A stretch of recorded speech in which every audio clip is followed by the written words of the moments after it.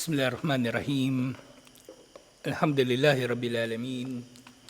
Wassalatu wassalamu ala asyrafil anbiya'i wal mursalin. Nabiyina Muhammadin wa ala alihi wa sahbihi ajma'in. Assalamualaikum warahmatullahi wabarakatuh. So inshallah, adabul muta'allimin. So tiyatalakay pa rin natin yung al-ilmu fis sigar, ang pag-aaral habang bata pa. At ito ay may napakahalagang aral, lalo-lalo na para sa mga magulang. Nahimukin nila yung mga anak nila na mag-aral, insyaallah. Pero mag-aral din sila, hindi yung bata lang yung pinag-aaral. So, dapat yung magulang nag-aaral din, insyaallah. Wa aidan hadihi waqfatun ukra ma qissati Ibn Abbas hina mabadara li talabil ilmi fi sigarihi. So meron pang isa dito na nababanggit tungkol kay Ibn Abbas radhiyallahu anhuma sa kanyang pagpapaaga sa pag-aaral habang siya ay bata pa.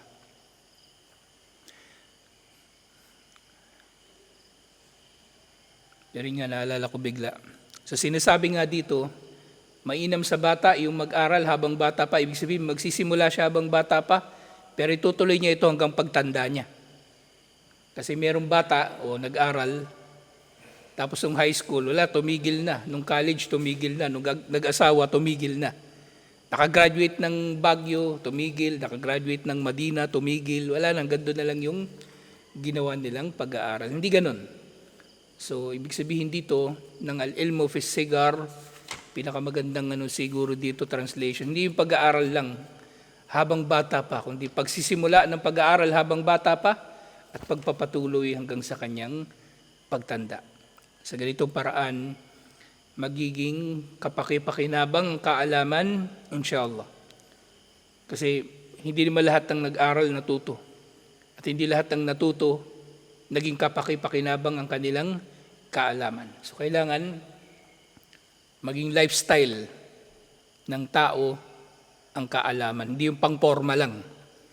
Pang-forma lang. Nag-aaral kasi may ambisyon na maging praile. Hindi yun ang layunin ng pag-aaral. Falamma hatajan nasu ila ilmihi idha huwa qad sara ahlan lil fatya wa tahdith. Sige, mayroong isang kwento dito na nung bata pa siya, nagsimula na siya mag-aral at kinailangan ng mga tao yung kanyang kaalaman. Pero nga kasama siya doon sa mga bata pa lang, pero kinikilala na siya sa kanyang kaalaman. Pahuriyon bi tulabi wa talibat ay yastagillu fitrat ad-dirasa wa yajiddu fi tahsilihim al-ilmi liyatakharraju asadidatun marrataini ligayrihim min al-ajyal. So marapat daw sa mga mag-aaral, lalaki man o babae, maging katulad ni Ibn Abbas, na sasamantalhin nila ang mga panahon ng pag-aaral at magsisikap dito na magkakamit nga siya rito ng kaalaman. Hindi lang siya dumalo doon. Nakaupo lang siya doon, pumorma, na akala mo nag-aaral pero hindi naman natututo. So ito ay upang sila inshallah ay magiging mga tagapagturo din sa iba, lalong-lalo na sa susunod na mga henerasyon. Patullabul yawma hum ulama'ul gad. Dahil ang mga mag-aaral sa araw na ito, sila rin ang magiging mga tagapagturo o maalam bukas. Ang mga mag-aaral ngayon, sila rin ang mga maalam at magtuturo kinabukasan. Biidnillahi ta'ala. Sa pahintulot ni Allah, wala yahkiranna ahadun nafsahu. At walang sino man ang marapat o maaring magmamaliit sa kanyang sarili, lalong-lalo na sa kakayanan niya na mag-aral. O syempre, maaari din mga hulugan nito. Walang sino man ang maaring magmaliit sa kahalagahan ng kaalaman. Na ito ay hindi niya pahalagahan. Isipin niya walang kwenta. Isipin niya pwede naman siyang mabuhay nang wala yan. Qala Abdullah bin Mas'ud, sinabi ni Abdullah bin Mas'ud, Ya ayyuhan nas, alaykum bil ilmi. O mga tao, marapat sa inyong mag-aral. Fa inna ahadakum la yadri mata yuftaraku ilayh.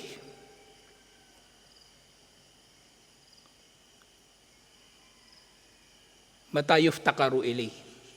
O mga tao, marapat sa inyo mag-aral dahil walang sino man sa inyo ang nakakaalam na maaring kakailanganin ng ibang tao mula sa kanila ang kaalaman na ito. Intindihan nyo? Dahil maaring meron kayong pinag-aralan kahit kaunti, na balang araw ay kakailanganin ng tao mula sa inyo. Nag-aral ka ng janaza, paano maghugas ng janaza, paano magbalot ng janaza, napunta ka sa lugar na walang nakakaalam nito, ikaw lang, edi nakapagdulot ka ng pakinabang sa mga tao. So ito yung ultimately layunin ng kaalaman, ang magdulot ng kabutihan sa mga tao, inshallah, lalong-lalo na sa relihiyon. Nga sa ibang ulat binabanggit, yuftakaru ila ma indahu, dahil maaring ang mga tao ay magkakaroon ng pangangailangan sa anumang tangan niya o taglay niya. At ang tinutukoy dito syempre ay kaalaman. Walida fa inna khairum ma yahrisu alayhi al-aba wal murabbun wal awliya wa awliya al-umur al-musara'ati bi ta'dibi auladihim. Kaya nga hinihimok ang mga magulang, ang mga tagapagturo at ang mga guardian ng mga bata na magmadali sa pagpapaaga ng ta'dib. Ta'dib, ibig sabihin pagtuturo sa mga bata, kasama ng yung mabuting asal. Wa khairon ma yu'inuhum fi dalika ta'limuhum. Siyempre, ang pinakamakatulong sa mga magulang na maturuan ng mabuting asal ng mga bata ay yung mismong pagtuturo. Yung sinasadya natin na ituro sa kanila yung mga bagay-bagay. So maaaring matututo sila sa nakikita nila sa atin, pero yung sadya nating itinuturo sa kanila ay kumbaga mas matututunan nila inshallah.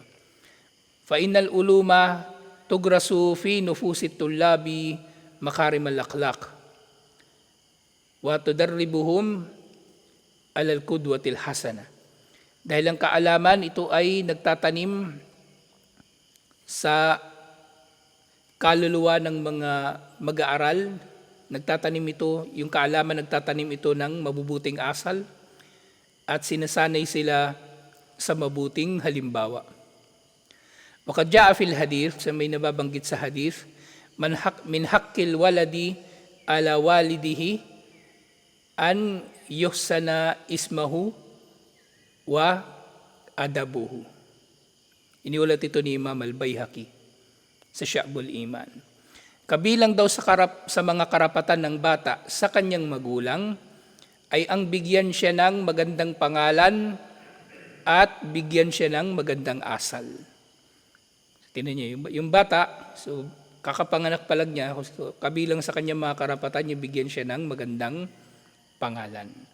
Ang dila sa Islam, so sa Islam, binibigyan yung mga bata ng magagandang mga pangalan, lalong-lalo na yung mga pangalan na kamahal-mahal kay Allah, Abdullah, Abdurrahman, Muhammad, at iba pa. Pwede naman yung iba pang pangalan. Di tulad ng kuffar, pag magbigay ng pangalan sa mga anak nila, hindi mo lang saan pinulot. Basketball player ba yan, artista, o kung sino-sino. Ganyan na rin mga Muslim eh. Hindi mo na nga makilala. Hawak mo yung passport ng Muslim. Ano ba to? Muslim ba to? Kuppar. Hawak mo yung lisensya. Hindi mo na rin makilala. So kabilang sa mga karapatan ng anak, ang bigyan siya ng magulang niya ng mabuting pangalan at bigyan siya o turuan siya ng mabuting asal, insyaAllah. Sa ibang mga bansang Muslim, lalong-lalo ng mga hindi bansang Arabo. Hindi kahit sa mga bansang Arabo. May mga tao doon, minsan pangalan nila Abdur Rasul, mga ganun, alipin ng sugo. Walang ganun pangalan. Pero mas common ito sa mga bansang hindi Muslim. Mga pangalan na kakaiba.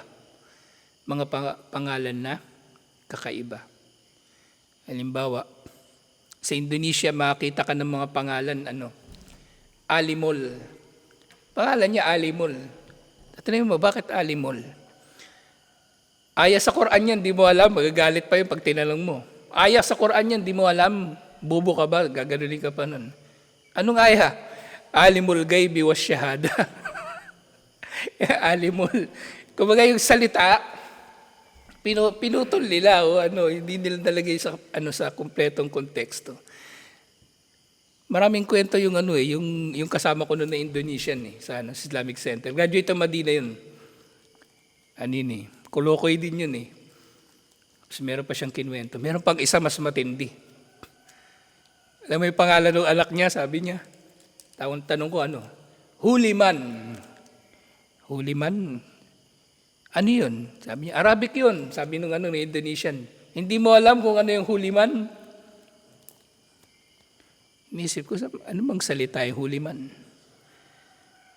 Nasa sala yun, sabi niya, nasa sala. Sala. Yung bigla ko naalala. Subhana Rabbiyal Azim, Subhana Rabbiyal Azim, Subhana Rabbiyal Azim. Sami Allah, huliman, Rabbana wala kalam.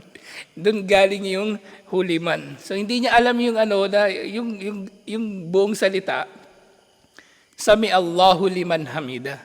Yung naalala niya lang yung huliman, yun ang ginawa niyang pangalan ng anak niya. So bigyan ng magandang pangalan yung anak, inshallah. Walaqad kana salafus salih rahimahumullah yarsuna ala ta'limi auladihim wa hum fis sigar. So ngayon salaf, kahabagan nawa sila ni Allah. Sinisikap nila na maturuan ng maaga yung kanilang mga anak. Faulai sahabatu Rasulullah sallallahu alaihi wasallam hafidu anhu al-ahadith wa ba'duhum la zala sagiran duna sinul bulug. So ganyan din yung mga sahaba. Marami sa kanila ang nagkabisado ng mga hadith mula kay Propeta Muhammad sallallahu alaihi wasallam sa mga edad na hindi pa sila umaabot sa edad ng pagbibinata o pagdadalaga. Ito na nga, sina Ibn Abbas. Actually si Abdullah bin Omar, matanda lang siya ng konti kay Ibn Abbas. Marami silang mga bata din doon. Siyempre sina Al-Hasan, Al-Hussein, maraming mga bata yung nakakabisado ng mga hadith mula kay Propeta Muhammad sallallahu alaihi wasallam. So hindi din si Abdullah bin Zubair, so bata pa siya noon. Kasi di ba yung tatay niya si Abdullah bin Zubair, naalala nyo kagabi, kabilang sa mga dinaawahan ni Abu Bakr Siddiq radhiyallahu anhu. Hindi, si Zubair bin al-Awwam pala. Yung tatay niya si Zubair bin al-Awwam, kabilang siya sa mga naunang nag-Muslim. Si Abdullah kabilang sa maraming mga naulat na hadith mula kay Propeta Muhammad sallallahu alaihi wasallam. Actually, si Abdullah bin Zubair, isa siya doon sa mga nag-aklas doon sa Umayyah. Yung ay lagi ko nababanggit si Al-Hajjaj bin Yusuf al-Thaqafi. Si Abdullah bin Zubair yung sinalakay nila sa Makkah para pasukuin at magbai'ah doon sa Khalifa. Si Abdullah bin Zubair. Ang nanay ni Abdullah bin Zubair, si Asma, yung ate ni Aisha, anak ni Abu Bakr Siddiq. Siyempre dito nabanggit din sina Al-Hasan at Al-Hussein. Namatay si Propeta Muhammad sallallahu alaihi wasallam. Mas matanda si Al-Hasan Parang 8 years old o 9 years old si Hasan nung namatay si Propeta Muhammad sallallahu alaihi wasallam. At syempre si Ibn Abbas radiyallahu anhum. Bal inna ahadu sahabatin Nabi sallallahu alaihi wasallam wa huwa Mahmud bin Rabi Zarahumun Nabi sallallahu alaihi wasallam fi baytihim wa huwa ibnu khamsi sinin. So meron daw isang sahaba, si Mahmud bin Rabi, hindi siya masyadong kilalang sahaba, pero dumalaw sa kanila daw si Propeta Muhammad sallallahu alaihi wasallam sa kanilang bahay. 5 years old lang siya. Falam yansa dhalikal mawqif bal wa haqqa qissata tilka az-ziyara ragama sigari sidnihi. So sa kabila ng kanyang pagiging bata, hindi niya nakalimutan ang pagdalaw na yun ni Propeta Muhammad sallallahu alaihi wasallam kahit pa ayun nga sa kanyang murang edad. So tinanggap mula sa kanya yung hadith nung pagdalaw ni Propeta Muhammad sallallahu alaihi wasallam sa kanila. Faqad rawa al-Bukhari fi sahihi an Mahmud bin Rabi, sa iniulat ni Imam al-Bukhari mula kay Mahmud bin Rabi radhiyallahu anhu, aqaltu minan nabi sallallahu alaihi wasallam mahabbatu majaha fi wajhain wa ana ibnu khamsi sinin min dalu. So naalala daw niya o nakabisado niya o kumbaga hindi niya makalimutan si Propeta Muhammad sallallahu alaihi wasallam at ang kanyang mahja fi wajhi. Hindi rin niya makalimutan yung ligaya sa kanyang mukha nang dumalaw sa kanila si Propeta Muhammad sallallahu alaihi wasallam at siya raw ay 5 taon pa lang nung panahon na iyon. Wabubal Bukhari lihadal hadith biqawlihi babu mata yasuh sima'us sigar o sima'us sagir. Si Imam al-Bukhari, inilagay daw niya ang hadith na ito doon sa chapter kung kailan magiging tama tumanggap ng hadith mula sa sinuman. Yun yung chapter ng hadith. Kailan pwedeng tumanggap ng hadith mula sa sinuman, mula sa bata. At dito, siya na yung pinakabata na naiulat na tinanggap mula sa kanyang isang hadith, yung 5 years old siya. Waqala al-ulama inna hadal hadith yadullu ala sahbati Mahmud bin Rabi haytu ra'a an-nabiy sallallahu alaihi wasallam wa da'abahu sallallahu alaihi wasallam wa naqlu Muhammad bin Rabi li fi'li nabi sallallahu alaihi wasallam yanzilu manzilatas sima minhu. So sinasabi ng ulama, ang hadith na ito ay batayan ng pagiging sahaba ni Mahmud bin Rabi. So sahaba siya, 5 years old siya nung nakita niya o nakasama niya si Propeta Muhammad sallallahu alaihi wasallam. Pero si Muhammad bin Abi Bakar, hindi siya sahaba.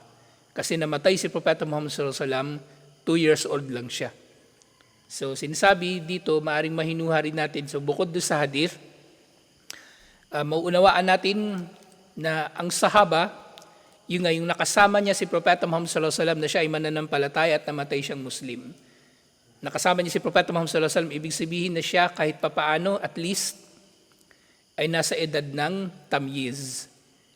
Mga ganito, 5 years old. Tamyiz, ibig sabihin nakakausap na siya o meron na siyang pangmemorya, pangalala. Kasi yung mga bata, usually nakakaalala yan sa edad na na mga 4 years old pataas. Naalala na nila yung mga nangyari sa kanila nung bata pa sila. Pero kung mga 1-year-old, walang nakakaalala kung anong nangyari sa kanya nung 1-year-old siya. Pero kung mga 4-year-old, ganun, na pagtibay yan kahit sa psychology na pwede nang makaalala ang bata sa mga ganong edad. So tinanggap sa kanya na siya ay 5 taon ang hadith na ito. At gayon din, wahada min tawadu'i sallallahu alaihi wasallam wa ashabihi. At yung pagdalaw nga ni Propeta Muhammad sallallahu alaihi wasallam sa kanya kay Rabi, Mahmud bin Rabi, ay patunay ng pagpapakumbaba ni Propeta Muhammad sallallahu alaihi wasallam.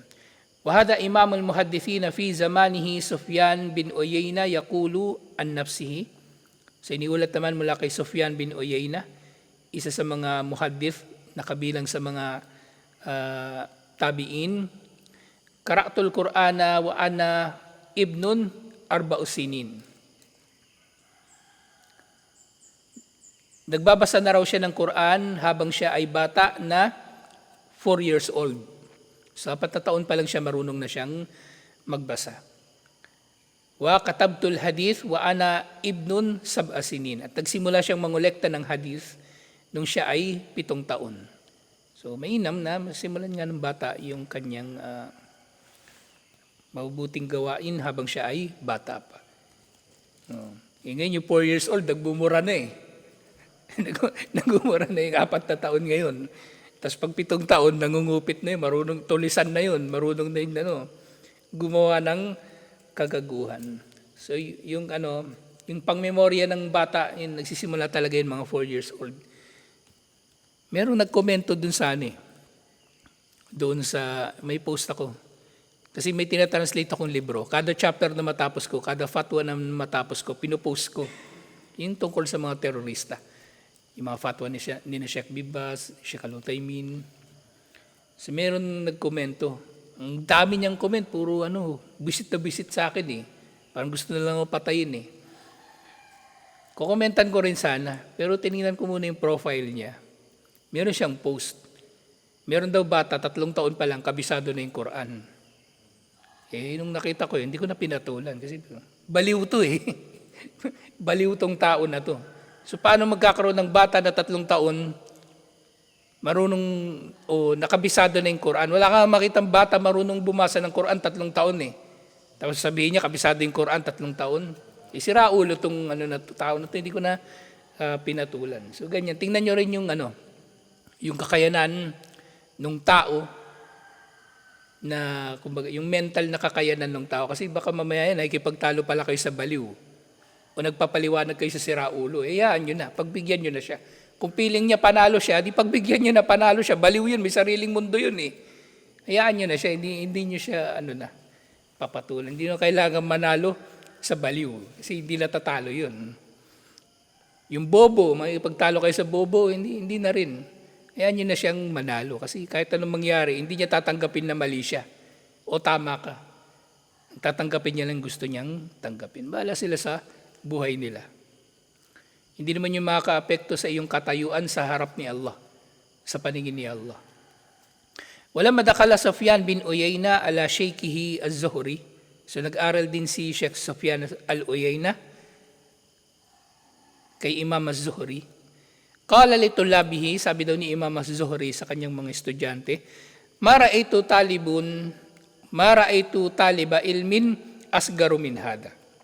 So wala raw siyang naging estudyante na mas bata pa kay Sufyan al-Uyayna. So siya na yung pinakabata na naging estudyante ni Imam az-Zuhri. Alhamdulillah. Tapusin natin itong na ito, chapter inshallah. May ilang may ilang natitira na lang na paragraph. So sumunod, walau intakalna ilal karni sadisi al-hijri, لوجدنا في ترجمة الإمام الحافظ أبي سعد السمعاني المتوفي سنة 62 و500 للهجرة يمر حيث ذكر الذهبي في السير أنه أحضره والده إلى مجلس العلم وهو ابن 4 سنين. So dito nababanggit, doon daw sa ika-6 na century pagkatapos ng hijra, yung specifically ang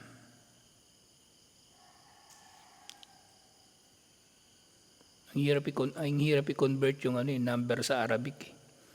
562 pagkatapos daw ng hijra, meron daw isang estudyante, ang pangalan niya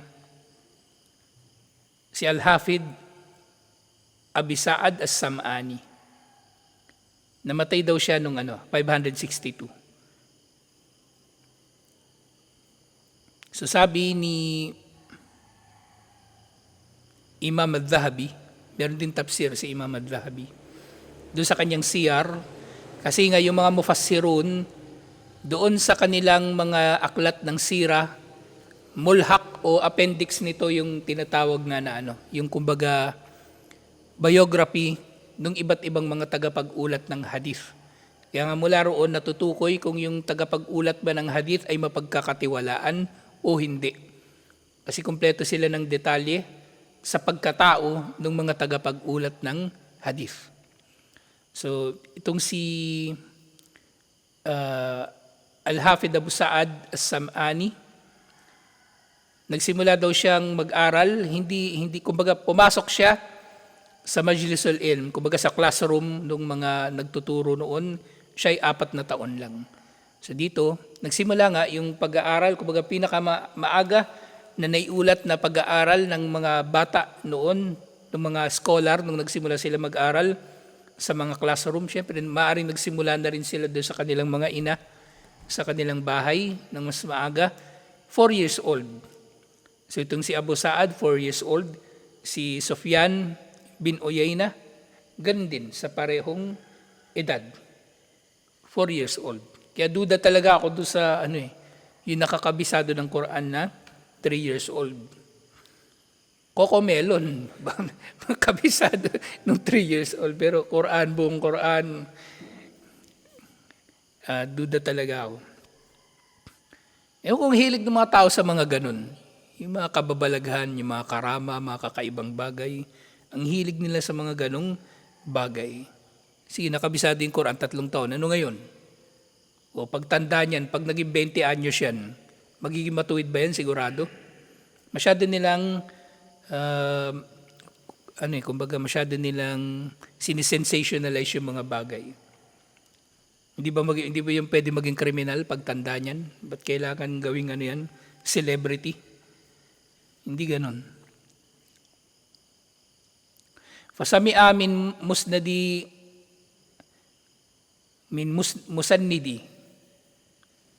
musannidi zamanihi Abdul Ghaffar Ash-Shayrawi thumma rahala ila biladin kathiratin fasami'a min 7,000 sheikh. So itong si Al-Hafid Sa'ad As-Sam'ani, hindi ko siya kilala masyado. Pero nga raw, nagsimula raw siyang mag-aral doon sa kanyang unang teacher, si Abdul Ghaffar Ash-Shayrawi. At pagkatapos ito ay naglakbay na siya sa iba't ibang mga lugar hanggang sa makapakinig siya sa 7,000 na mga sheikh. 7,000. Ibig sabihin, nag-ikot din siya sa iba't ibang mga lugar para mangolekta rin ng hadith. Qala Adh-Dhahabi, sinabi ni Imam Adh-Dhahabi, وَهَذَا شَيْءٌ لَمْ يَبْلُغْهُ أَحَدٌ. At ito isang bagay na hindi nakamit ni naman. وَكَانَ كَثِيرُ التَّصَانِيفِ هُلْوَ الْمُذَاكَرَةِ سَرِيعُ الْفَهْمِ وَاسْمَعُ الرِّحْلَةِ وَكَانَ حَافِظًا ثِقَةً دِينًا مُتَسَوِّنًا عَفِيفًا حُسْنُ الْأَخْلَاقِ. So inilarawan niya itong si Abu Sa'ad As-Sam'ani na nakagawa siya ng isang bagay na hindi pa nagagawa ni naman, na siya daw ay maraming mga tasanif, kumbaga marami rin siyang mga naipon at nakolekta ng mga hadith, at siya daw ay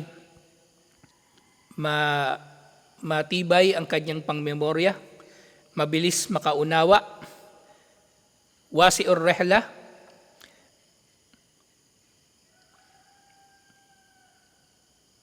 kumbaga malawak ang naging paglalakbay niya, at siya daw ay nakikilala bilang mahusay sa pagkakabisado at mapagkakatiwalaan sa kanyang relihiyon. At siya raw ay disente at mahusay sa kanyang asal. Wa ma'asanu qawlu Abi Amr bin Ala, so si Abu Amr meron siya sinabi, ma nahnu fi man mada illa kabakalin fi usuli naklin tiwal. So sinabi ni Abu Amr bin Ala, kung iahambing daw sila doon sa mga nauna sa kanila na mga Muslim, parang lang sila, parang donkey na nakatali sa ugat ng matangkad na puno ng dates. So yung puno ng dates, yun yung mga nauna sa kanila na mahuhusay sa kanilang pag-aaral at pagkakamit ng kaalaman, at sila parang donkey lang. Paano naman tayo kung ihahambing sa donkey? Sa donkey ni Amr bin Ala, baka tain ng donkey na tayo dun sa kanya. Samantalang siya, kinikilala niya yung sarili niya na parang donkey lang na nakatali sa ugat ng matangkad na puno ng dates. So, wala tayong ipagyayabang sa ating kaalaman. Ano naman ang nakabit natin ngayon? Wala itong saysay kung ihambing sa nakabit na kaalaman at pangunawa ng mga nauna sa atin. Kaya sinabi, La ta'radanna bidikrina fi dikrihim laysas sahihi ida masya kalmuqad. So, wala raw, o huwag kayong huwag ninyong i-compare, huwag ninyong ihahambing ang pangmemorya natin ngayon sa pangmemorya nila noon, dahil hindi tama na gagawin natin magkatulad ang naglalakad at ang nakaupo. Intindihan niyo? Kumbaga, sabi dito ni Sheikh, hindi na binanggit ko sino yung author ng tula na to.